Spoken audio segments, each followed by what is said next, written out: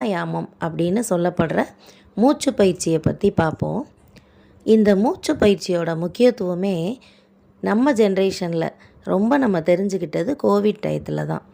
உலகம் முழுவதும் காற்று இருந்தால் கூட சிலரால் அதை சுவாசிக்க முடியலை, அதை அந்த சுவாசப்பை ஏற்றுக்கவும் இல்லை.